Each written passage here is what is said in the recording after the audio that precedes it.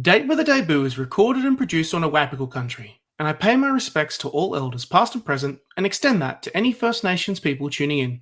Always was, always will be, Aboriginal land. On with the show.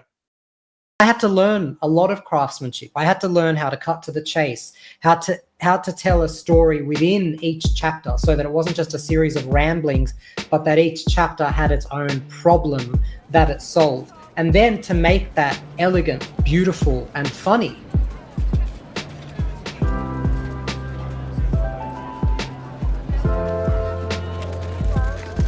Welcome to Date with a Debut, a podcast about debut authors, their incredible books, and their journey to publication.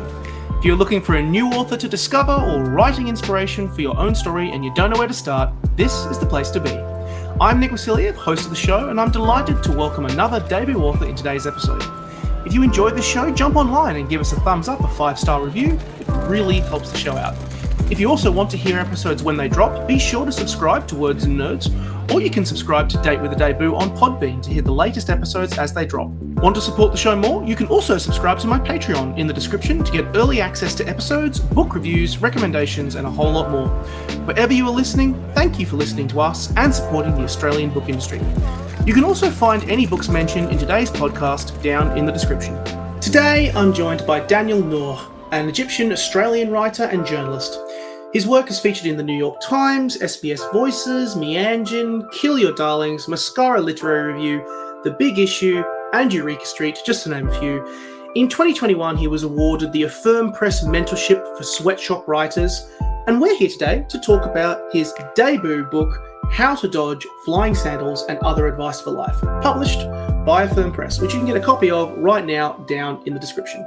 We will discuss some very mild spoilers, so I recommend you grab a copy now, or at least very soon. I started off by asking Dani about his writing experience up to this point, and also the journey of working under a mentorship.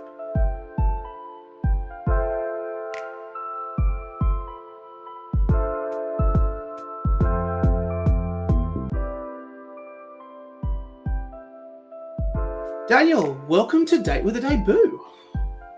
Oh, Nick, thank you so much for having me. I'm also proud to say that I'm talking to you from the lands of the Awabakal clan on Awabakal Country today, and I'm very privileged to be speaking to you from this unceded land. It's been a pleasure. I'm really excited to chat with you about your book. And kind of before we dive in, I want to shout out, we were literally just talking about it before we started, but the cover, literally, we're talking in early mid-April, and the cover literally dropped today. Does it feel real now? It did indeed. It does feel real now. There it is. I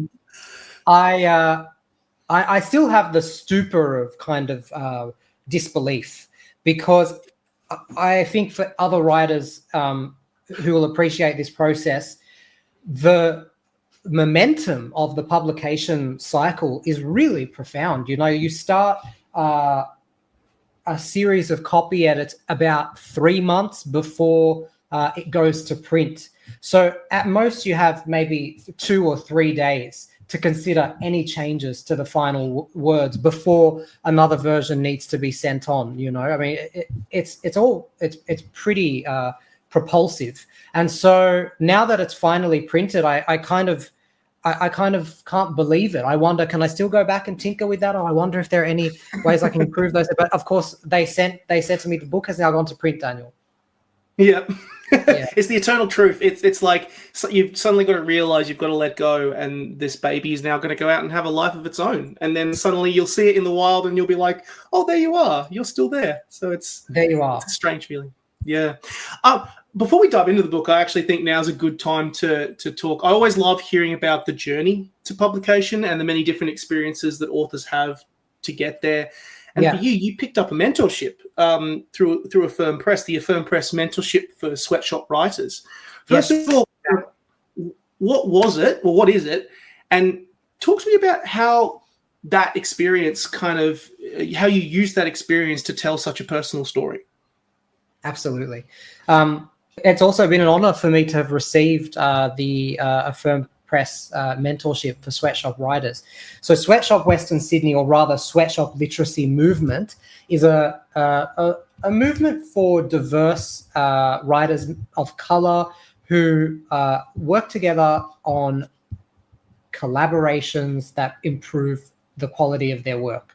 So what they do is they meet for mentorship sessions where our writing is reviewed, criticized, constructively edited by our peers and collaborators, who include the founder, Michael Muhammad Ahmed, who's an award-winning writer himself and author of The Tribe and The Lebs, and general manager Winnie Dunn, who recently released her debut memoir, I think in the last 12 months, called Dirt Poor Islanders. So they put me forward. Muhammad said, listen, I think that you have the makings of a published author. I think he appreciated my drive, my creativity, and my love for writing, and most importantly, my willingness to receive and work with criticism.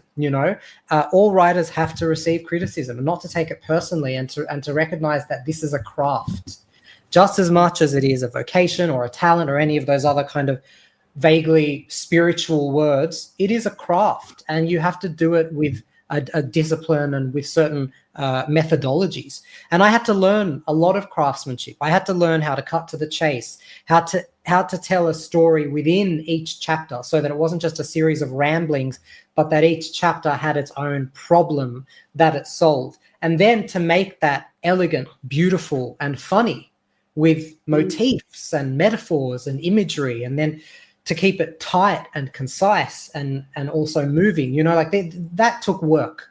I think it helped that I had this journalism background, and I've worked in the industry, the Australian media, for about 15 years now. And I've written also op-eds and essays for Time Out Sydney and the New York Times and SBS Voices, may it rest in peace. And so all of that came together, I think, in a providential way. And here's a text message from a spam company for furniture, I'll have you know, that afforded me this wonderful chance, and I've been on that writing grind, if you like, for 2 years now, since I got the mentorship, and I was happy to sign a contract with them about 12 months ago, and then one thing after the other, one series of manuscript versions after the other, and here we are. Here's my bookmark. No, and Muhammad has always been one for platforming community voices, especially people of color, young people of color from Western Sydney. He did this really revolutionary thing with Sweatshop where he would publish verbatim, more or less, the words of high schoolers, of kids. These are not just published authors with a track record in the arts. These are young kids who for the first time saw their words published in anthologies like this Little Red Thing and Winnie Dunn's Sweatshop Women series. Just regular, young people from the area, Nick, which is local lingo. I'll have I know you're in Newcastle.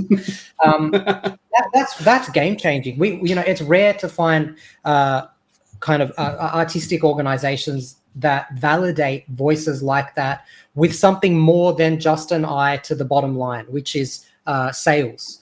And also who don't just preach to the choir, who are not just talking to literary types from Sydney's inner west. I think you understand what I mean, that he honors all of us in that way, Yeah, it's like it's not done with that kind of the publishing background. It's like you're speaking the language and you're telling the stories of the area. That's the priority over how many books you're going to be able to sell. It's like a record. It's a record. It's a document, but it's also opportunity for a voice to be shared, to be expressed. Yes, absolutely, which is critical. It is good that you have this mentorship, particularly writing about your own personal story. And I kind of imagine, I'm just kind of thinking about it with my writer brain, that you had to straddle several elements here. You're putting your own personal history on the page here. How difficult was that? Because yes, you lived it, but it's also the sort of it's also, you're going to have to do the sort of editing of your own life. And when I think about what I'd write about if I was in your position, I just feel daunted by the prospect of having to translate that to the page. Like, talk me through that. Absolutely.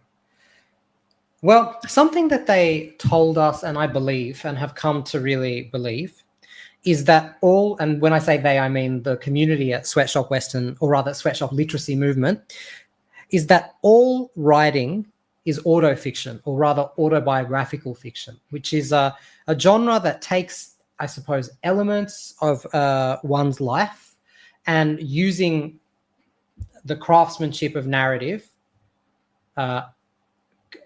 conveys a story, employing the tools of metaphor, imagery, hyperbole, simile, and so forth, that isn't bound to the confines of journalism, right, or history, but is a narrative enterprise. Now, I believe that's also the case of journalism, history, and alleged memoir. I believe, on the basis of that theory, that everyone editorializes and makes selection, edits in such a way that the work is best, most poetically, most beautifully, most effectively, and even sometimes just most flatteringly conveyed, right? And so, yes, it was still quite scary and quite daunting, because I don't live in a vacuum. I have family, a very close-knit community. I of course worry about how it will come across and what people will say. But again, Western Sweatshop Literacy Movement, I keep calling the Sweatshop Western Sydney because that's how I'm familiar with them. But another thing they said that has helped me with this is that you have to write as though you're dead. And that's not to be dramatic or maudlin or staunch, to try to be cool. It's really true. If you want to be effective as a writer and recognize that this is not about you, but that you are contributing an original contribution to culture. Again, an idea that I learned from them, from Michael Muhammad Ahmed. You have to detach. You have to have enough humility and courage to honor the work, honor the writing.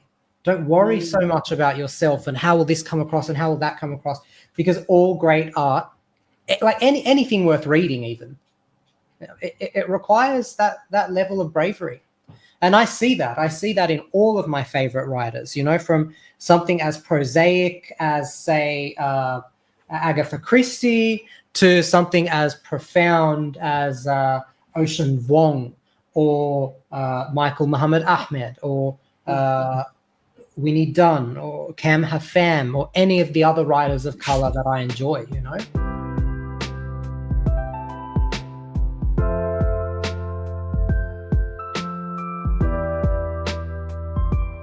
Without further ado, let's talk about this book. Let's talk about how to dodge flying sandals and other advice for life. Have you ever had to dodge sandals? Have I ever had to dodge them? Yeah. Oh, probably. At some point in my life, I would have annoyed my parents enough that they would have thrown a sandal at me. I feel what's your ethnic situation, Nick? You're Ukrainian? German on my father's side. So how to dodge flying clogs? Clogs or bratwurst or flying bratwurst. Say no more, my friend. Yeah, I know. I appreciate you picked that up straight away. Well, yeah, absolutely. Listen, I think it's a pretty common thing for kids to be corporally punished by their ethnic parents.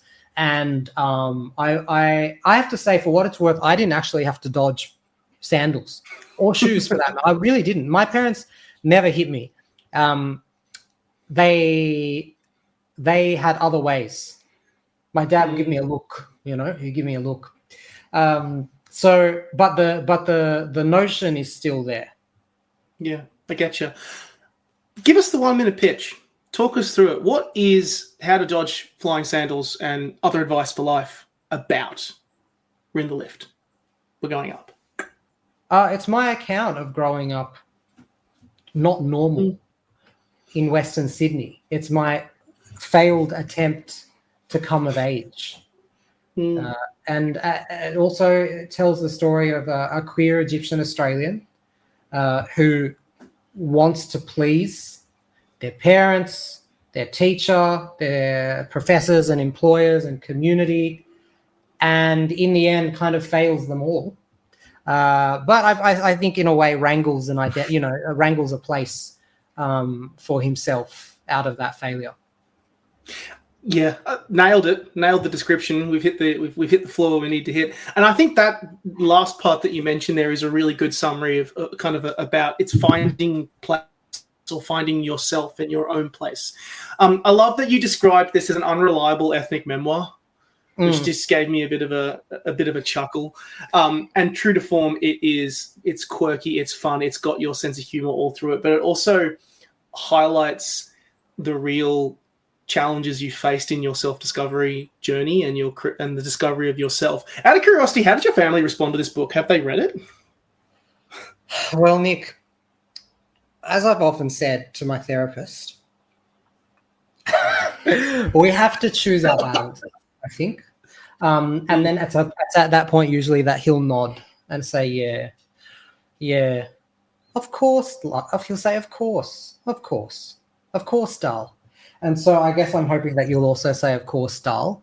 But Nick, it is very tricky for any person of color, certainly anyone in my community, to write something honest that isn't completely deferential and that isn't just a press release for the Egyptian community, that is also well received by them. I think the other thing is my parents' generation aren't very literary, they read the Bible. They didn't have fantastic English, and their access to literature was limited anyway, even in their own native tongue, maybe because of the lack of availability here in Sydney in the 80s and 90s, So the idea of fiction or short stories or essay, I don't know how useful that is for them if I'm going to be really pragmatic. And I don't think it needs to be useful for them. The biggest and most freeing thing for me has been to accept that it may not be their cup of tea. That's fair. I think that's very fair. And I will say, though, it's in this book, though, you do give fantastic insights into growing up in that community. And, families are complicated. They're multifaceted. There's traditions. There's things that they hold value to. I mean, talk about the extended family and like how there's so many cousins and relatives that you lose track of so many of them. I know. But Nick, I also just wanted to add one more thing, which is that I have written something that I hope is really good literature. I work very hard at this, and so what I've done is I've provided an intersectional and joyful and comical as well as satirical portrait of an Arab Australian narrative, and that's because I am quite a devoted member of the Egyptian community in New South Wales. I love our community, and I've been to Egypt 5 times, and I've been involved with Back to Your Roots style trips organized by the Egyptian embassy. And, I've been a real supporter and celebrator of that community. So to write this book, I have merged my experience as a journalist and an essayist, as well as a fiction writer and also stand-up comic. I did a bit of improv and stand-up comedy, and I still dabble in improv.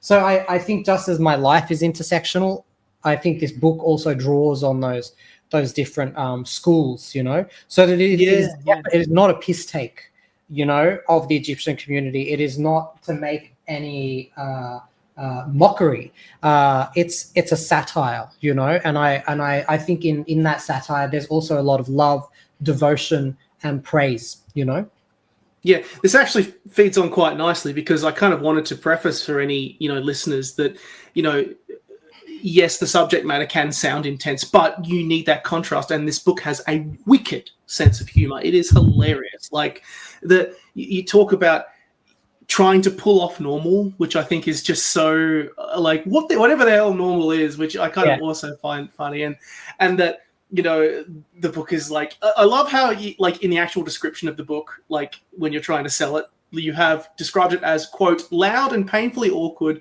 conservative and very confused, especially about other boys. Yeah. Which is so true. Like, actually talk to me about that. Talk to me about the power of humor and the love that comes out of that, especially within this book. Yeah, absolutely.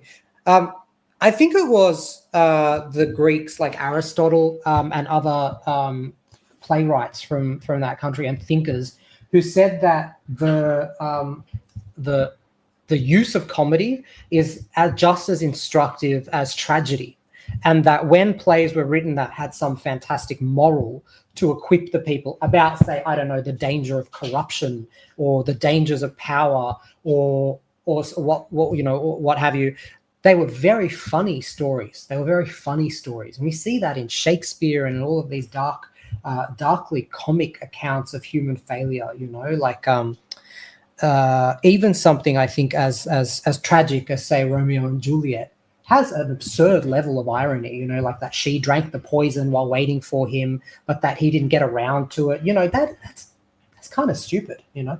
And so in like manner, this is a way of moving you that takes you by surprise. And I think that's another, you know, element, or if you like, principle of comedy. What is a joke? It's a surprise.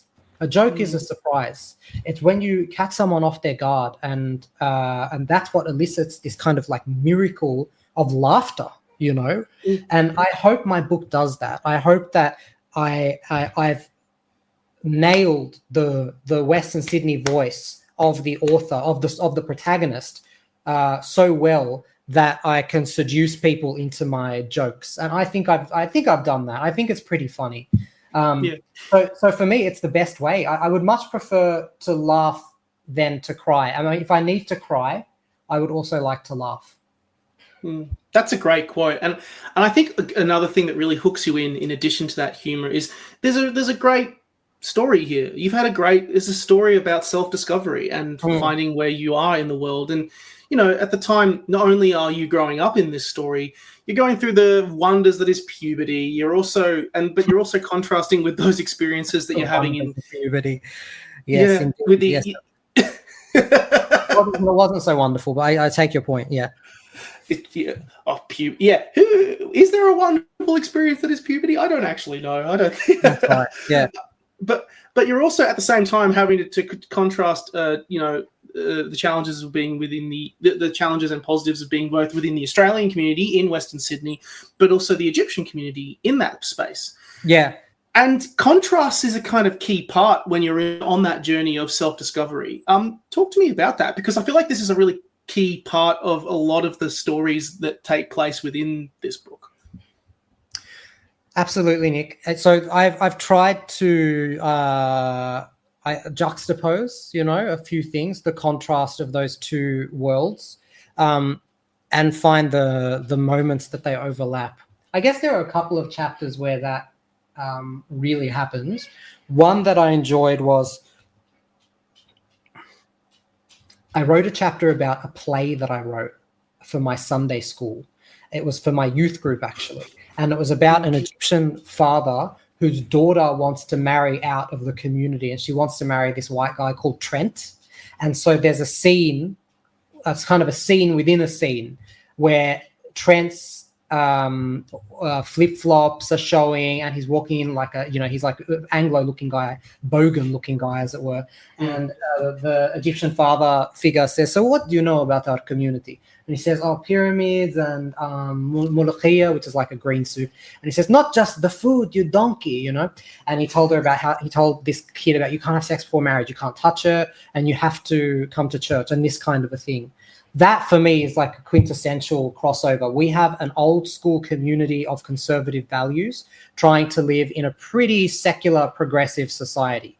That is pretty fraught, you know. And that's also something that happened to me in the end part of the book, where as I come out and come to terms with my sexuality, I have to buy an apartment and move out of house, or you know, leave my parents' home. And in our community, that's also kind of a faux pas. You kind of wait until you're married. And so how my parents say, if you buy this sad apartment, you'll bring my head down with shame, and why this waste of money? That's the subtext. Those are a couple of moments where those two worlds collide. And and in there it comes the you figuring out yourself, and it's good that you're talking about, you kind of mention your journey in terms near the end of the book when you come out and you kind of come to terms with your own sexuality, because I wanted to shout out and contrast two particular stories, and that trying to arrange a marriage for you, and then also kind of the roommate story. Like, you've been staying with this roommate for 5 years, and your family is like, it's a great friendship, and they're the best of friends, and oh yeah, there's maybe there's something going on there, but they think that. And Delulu, denial is not a river, just a river in Egypt. And in a sense, the journey of your queer identity feels like an interesting element to hone in on a little bit at the end of this book, because though of course it's not the only part where you do feel at odds with all these contrasts. You did a great piece on the Griffith Review, I recall, where you were talking. I think then the main subject was talking about white queer identity and how ethnic identity kind of gets shafted to the side in a mainstream sense. And you had some great quotes or parts of the article where you talk about how queer Arab Muslims and Christians who are in your friendship groups, like, they have to navigate their faith, they have to navigate their sexuality, and they have to navigate family dynamics in quite subtle ways. And I kind of was like, it felt like this book was actually just the natural expansion on that, which was such an interesting part. Talk to me about that navigation, because I don't want to, it's not, I feel like it's overly simplistic, but it is a crux of this book. And I'm glad you kind of expanded on it a little bit more, because in a way, the queer identity that you have come to terms with is kind of one of the coal faces of where these elements really clash. It's one key area and key part of your own self-discovery. Yeah, absolutely, Nick. And I really appreciate you reading that story on the Griffith Review. What I said there in a nutshell, which I agree with you, is a sentiment that is echoed throughout the book, is that for queer people of color, a black and white, if you like, or a conventional idea of coming out does not apply. And despite me having said that when I come out at the end of the book earlier in this interview, that's not actually exactly a play-by-play of how it happened. What happened was I let certain people in, and I progressively became more and more comfortable with claiming my territory and my space. Like, as it happens now, I live with my partner.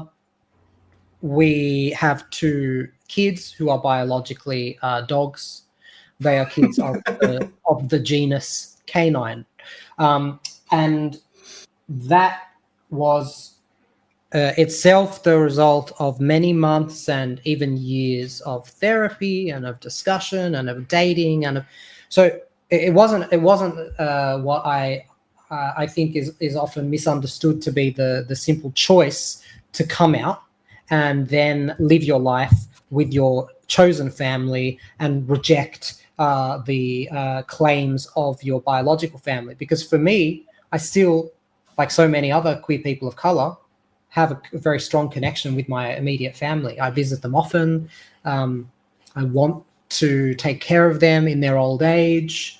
So the idea of just kind of washing my hands of any responsibility doesn't apply. And what that means is I have to carefully navigate what they know, or rather what they're exposed to, and what I withhold, I don't, even though I'm pretty out there on my social media, I don't ever really talk so much at this stage of my life about my boyfriend or what we got up to at the weekend. I certainly wouldn't say, look how sexy he looks here. I wouldn't do that, because that's not appropriate for my context, And I think that's the case for many queer people of color. We just don't have these very frank and open conversations with our parents or our immediate family. And that's not because we're cowards. It's not because we're in denial. It's because to come out, you have to have a safe place to land. And we simply often don't have that. Instead, we create spaces where we feel comfortable and safe, and we deliberately escape and inhabit them as much as possible. And in the meantime, there's a lot of negotiation that has to happen, you know? Yeah, no, I get you. What I think personally, what I loved about this, it was that this book gave me the opportunity to understand Yeah. a little more, which was so valuable. It's so nice to it kind of feels like such a cliche to say you're walking a mile in someone else's shoes, but considering this is more stories and more voices that we want to see more of, we want to see that record, we want to see those books out there. It's a great. What's so good was that you give us that chance to walk in your shoes a bit, and I feel like this is actually kind of a good place to wrap up the actual discussion of the book, because you've sat with these themes and these elements and these contrasts, you know, in your story and in your growth. And, you know, it's hard to take pause, you know, at that time, because you're living it. You're in the midst of it. You're kind of dealing with it day in, day out. And I feel like one of the great benefits of writing a book is that putting it on the page in that regard can be a great moment of reflection, of a chance to reanalyze, recontextualize, look at new moments in different ways. What did this book teach you? That's deep. What did this book teach me? It taught me a couple of things. The first is how much control and power I have about the narrative that I want to convey. You know, not just in the book, but in the interactions I have surrounding it. And indeed, how I convey myself in other contexts. Professionally, you know, I work a day job in journalism, and I have a varied network of friends. How much do I want to say, and to whom do I want to say it, is an evolving experience for me. I don't have to tell everyone everything at all times. So that has been really liberating, actually, and quite empowering. It applies to my immediate family. It applies to any network of friends or anyone, in fact, that I'm talking to. And it also applies to the book, because I think you can get into hot water claiming to know something that you really aren't that well versed in. It could be another culture. It could be an element of your experience that you're still working out. You know, for example, I have a lot of stuff in the book about religion, and there is still religious shame and trauma even in my life, and I think a lot of queer people of color have that. So I'm probably not going to get up here and make some big, you know, didactic claim about how you can have God and you can have your sexuality and it can be great. Like, I believe that, but it's not as simple as that. It's not black and white. And therefore I go to I try not to say too much about that, because I don't think that's something that people can really glean from my journey. I guess the bottom line is I realize more and more that I can write not because I want necessarily to reflect people's understanding of things or be some kind of instructive mirror, but because writing can be a doorway.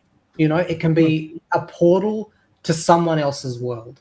And I hope that in this book that you just escape. I want you to escape. I want you to be taken. I want you to be taken.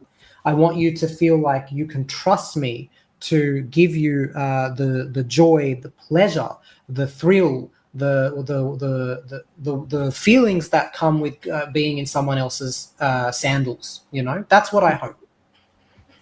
It definitely comes through, and you definitely get us through in that journey. And thank you. This book has been such a joy to examine and dissect. Out of curiosity, what's next? Will you write again? Definitely, Nick. I'm actually, having just put the thing to bed, I'm already beginning to dream. First of all, about a good nap, but secondly, about what might become of it. What could I do with these stories? Because it is a series of short stories written kind of in a how-to style, how to die, how to get married, how to date women, how to date men, how to succeed academically, and so forth. I wonder, could there be a play in each of them? Could it be a TV series? That's where I'm at the moment. I'm thinking of what might become of it. That's exciting. Well, whatever direction it goes, I am so excited to hear more about it because we need more of these amazing stories out there. And you should be super proud of this book. You should be. It's a great book. Oh, thank you, Nick. Yeah, and I hope everyone can get their hands on it for a good laugh. I really put my heart and soul into it. So I'm so grateful for this opportunity to talk about it.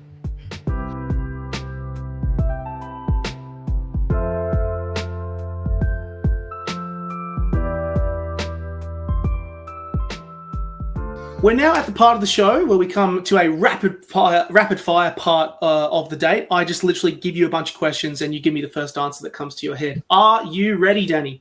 Absolutely. Be terrified. No, I'm kidding. First up, what is your favorite book that you have read in the last 12 months?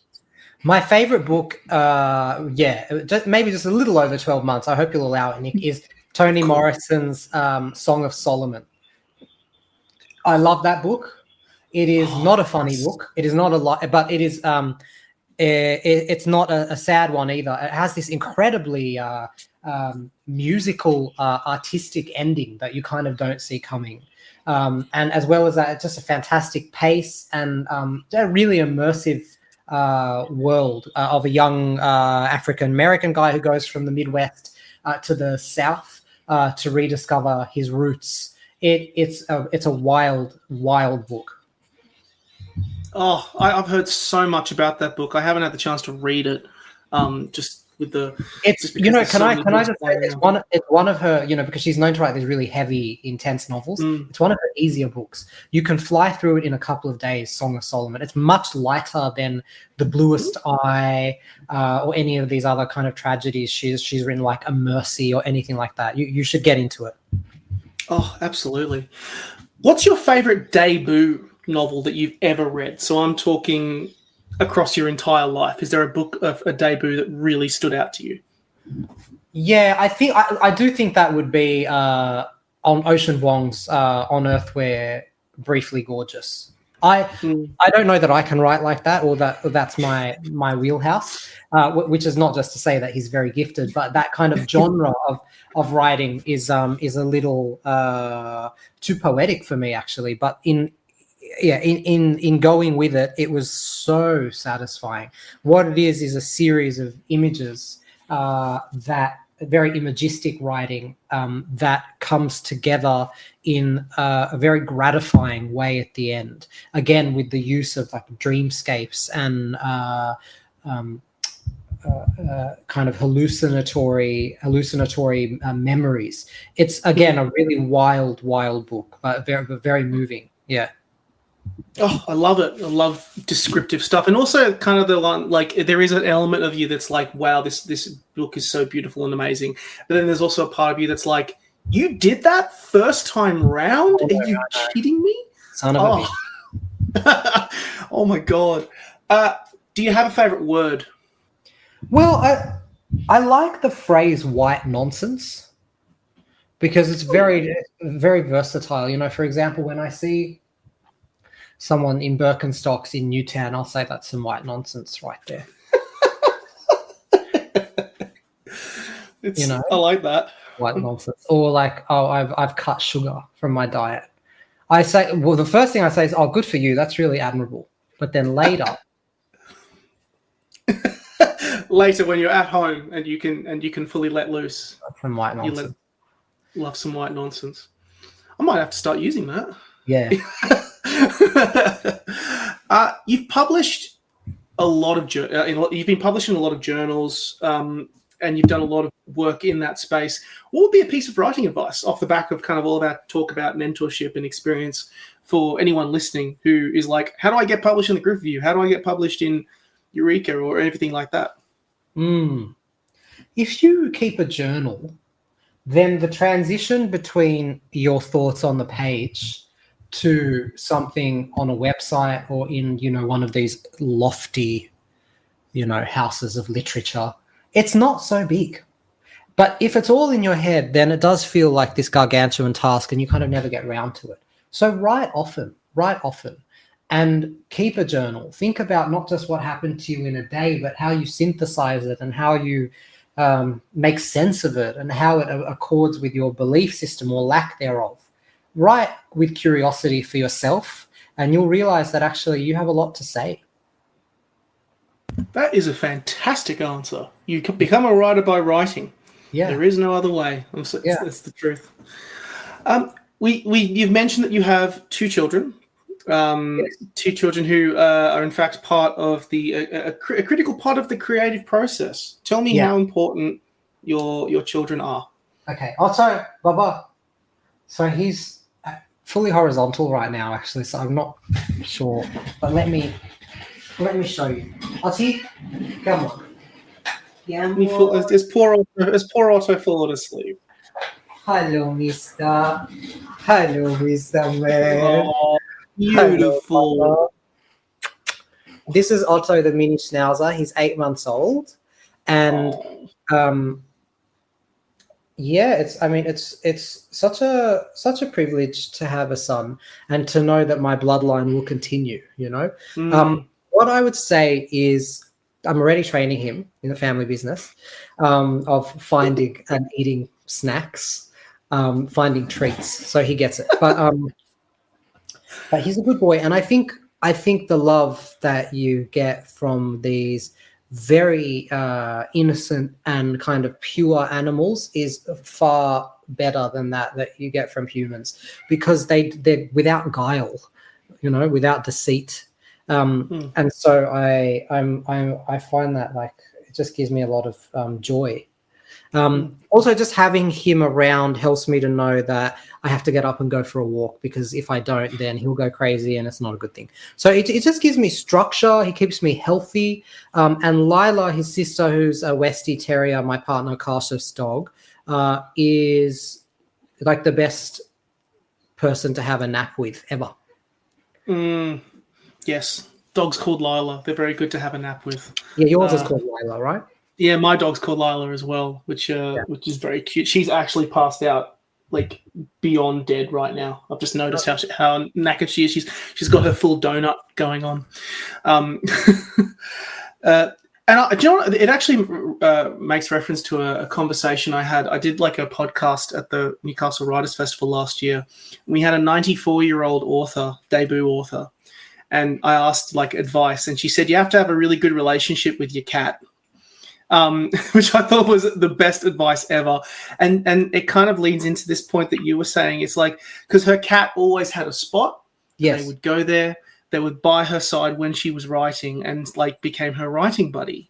Yes. And it's like there's a permission, and there's, because you're getting so much unconditional love from this other animal, there's really a permission for you to be yourself, and also a permission for you to, focus your energies there, because they're there with you, and they love you. I know. I wish I had him during the pandemic, because a lot of the lockdown in Sydney, both the first and second lockdowns, I think sometime between like late 2020 and 21, I'm not sure. But I was alone. I lived in an apartment by myself. And if I had him, I feel like I would have been in a better place. But we have each other now, Otti. You're my fur prisoner and you can't escape. I love it.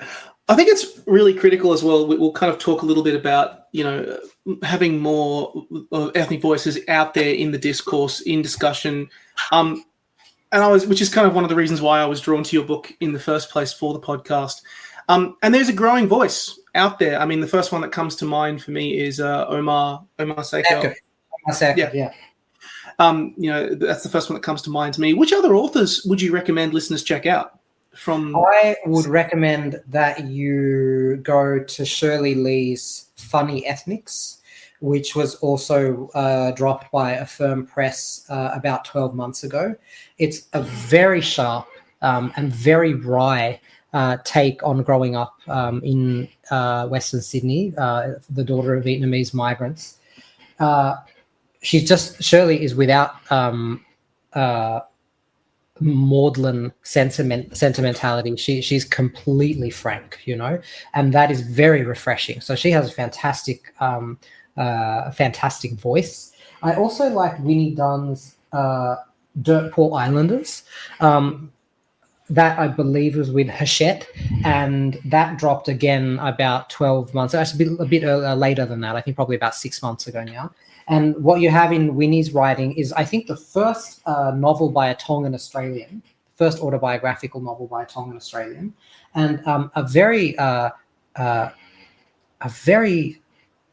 sweet, vibrant. It's actually quite bittersweet. Very. It's quite funny, but it's just it's the meaning of family. I think that's, for me, what Winnie's novel is about. It's the significance of family, and how we navigate their grip on us, and what it means to know where you come from. I think that for me is, she goes back to Tonga in that novel, and it's drawn so searingly and so heart-achingly that it takes you there to the island, and to the landmarks of Tonga, and the cultural inheritance of Tonga, and this matronly figure of her grandmother. It's a powerful novel, and as well as that, she grapples with the meaning of the death of her own mother. I think all novels also try to answer a question. And I think Winnie's is very much about that, the idea of a mother and what that means. I'm so glad you're shouting out Winnie, because I tried to get her on the show last year, and unfortunately, due to scheduling and everything, it didn't go ahead. But her book, I did get the chance to get a skim read of Dirt Poor Islanders, and yes, it's absolutely stunning, really, really good. I would suggest that everyone should read Michael Muhammad Ahmed's trilogy of novels. The Tribe, The Lebs, and The Other Half of You, which track they work together to form a life. Really, it's the account of his protagonist Benny Adam, and and what it means for him to have grown up at Punchbowl Boys High School, what it means for him to have grown up poor in an Alawite family in Alexandria in Sydney, in a townhouse there, and then to make his way through to adulthood, to have his own identity, to detach from his family with their extremely high expectations of him regarding marriage and career and so forth, and to make his own way as a writer, as an artist. It's the Tribe is my favorite of the three, but he's just this unique voice in Australian literature, and all of the awards that he's won, they're completely deserved. You see the power of very tightly conceived and disciplined craftsmanship in his work, and especially, I think, in The Tribe. Fantastic, and it's a trilogy as well, so readers can go deep dive. That's right. Yeah. Last question. Are you happy? Well, I guess this is just a deep podcast. Nick, I am happy, but I've also learned. Oh no, I am happy. I'm a happy guy, and I'm content with my life. I also think, if I can also say that there's something about contentment which allows you to ride the waves of the, let's say, the shonkier times of one's life. You can't swear in this podcast. You can't say shit. But I mean, just the tricky thing is in the demands of life, especially living in Sydney, which is a demanding city. It's so easy sometimes to be on that kind of that treadmill of work and obligation that you have to remind yourself to stop and be in the present and take joy. So I try to meditate and I try to pray, and I think those things have really helped me. And it's so good that you have two sons who also are extremely good at keeping you in the present as well. I think that's one of the best parts about having dogs. They're very good at being in the moment. Kids, am I right? Kids, they grow up. So I know. Dale, it's been so much fun chatting to you, and for all of our listeners, go and grab yourself a copy of How to Dodge Flying Sandals and Other Advice for Life. It'll be at the time when we're recording, it's about to come out, but by the time you're listening, it is out. It'll be out in the world. That is Fabulous. Yeah, published. end of May. You can grab it anywhere good books are sold, or you can also just look up How to Dodge Flying Sandals and Other Advice for Life. It's a fantastic book. It's published by Affirm Press. Dani, thank you so much for coming on the pod. It's been a pleasure. Nick, you are a pro. I'm so grateful for this. And I really hope you all enjoy this book.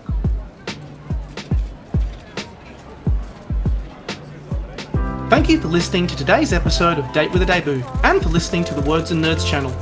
You can buy all books mentioned in today's episode down in the description box, and if you enjoyed the show, drop us a review, leave us 5 stars or a thumbs up. It really helps the show out. If you want to hear episodes when they drop, be sure to subscribe to Words and Nerds, or you can subscribe to Date with a Debut on Podbean to hear the latest episodes as they drop. Want to support the show more? You can also subscribe to my Patreon in the description to get early access to episodes, book reviews, recommendations, and a whole lot more. Catch you soon! Date with a Debut is a Words and Nerds and Breathe Art podcast co-production.